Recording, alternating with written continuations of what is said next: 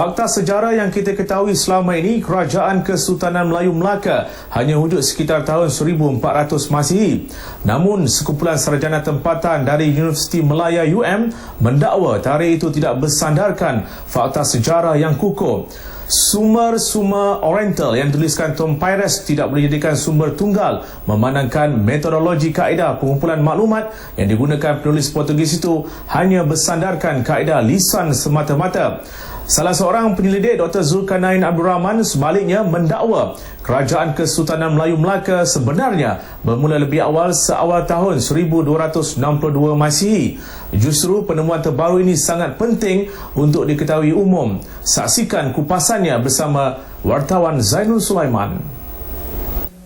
Pakar sejarah Dr. Zulkarnain yang merupakan Timbalan Dekan Penyelidikan dan Pembangunan UM mendedahkan tarikh penubuhan seperti yang didakwa Tom Pires tidak bersandarkan fakta sejarah yang kukuh. Ini kerana berdasarkan hasil dapatan kajian komprehensif yang dilakukan sejak tahun 1990-an terhadap naskah Sulalatus Salatin atau Salasilah Raja-Raja karya Raja Bongsu menunjukkan permulaan Kerajaan Melayu Melaka ialah pada tahun 1262.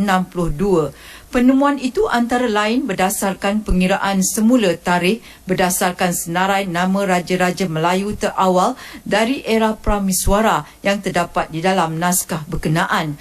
Naskah berkenaan merupakan satu-satunya sumber Melayu yang tepat mengenai senarai keturunan Raja-Raja Melayu sekaligus bukti pribumi paling sahih setakat ini. Sulalatus Salatin versi Raja Bongsu ni dihasilkan pada abad ke-17, ya, dan dia dihasilkan dan dilihat kekuatan paling utama Sulalatus Salatin versi Raja Bongsu ni ialah ini merupakan satu-satunya sumber yang ada menyatakan tempoh pemerintahan setiap sultan yang memerintah Kesultanan Melayu Melaka tanpa meninggalkan seorang pun nama, lengkap.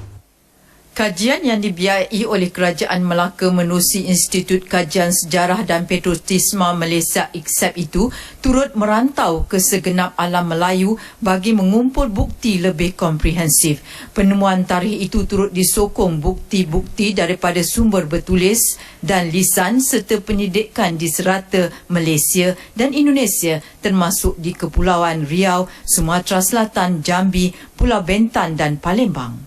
Apa yang berlaku ialah kami kumpulkan maklumat itu untuk seseorang pemerintah tempoh pemerintahannya.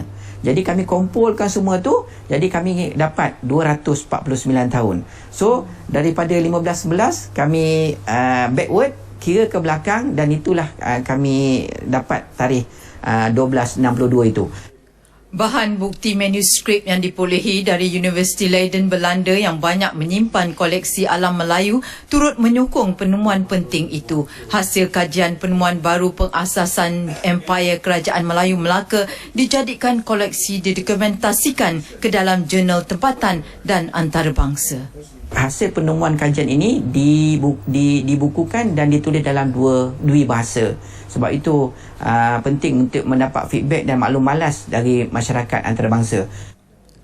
Melihatkan kepentingan penemuan yang didedahkan, Ketua Pengarah Dewan Bahasa dan Pustaka DBP Dato' Awang Sarian menyarankan agar koleksi manuskrip dan apa jua bahan mengenai alam Melayu terutama yang diperolehi dari Universiti Leiden perlu disalin semula bagi membantu kajian sarjana tempatan.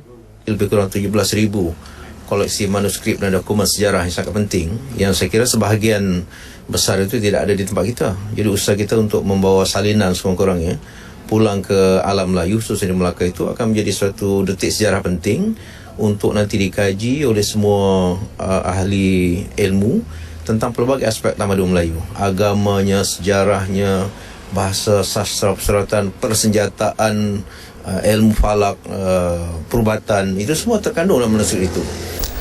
Dalam pada itu, masyarakat umum mengalu-alukan penemuan tarikh baru pengasasan Empayar Kerajaan Melayu Melaka pada 1262 itu.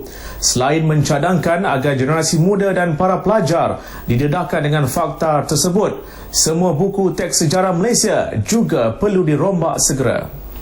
Patutnya kita kita betulkan balik kot. Mungkin ada fakta-fakta yang tersembunyi, so kita betulkan balik fakta tu. Kaji semula perstrukturan pembelajaran sejarah di sekolah dan juga banyakkan bukti-bukti fakta yang mengatakan bahawa Melaka itu wujud sebelum tarikh yang telah disebutkan dalam buku sejarah tu.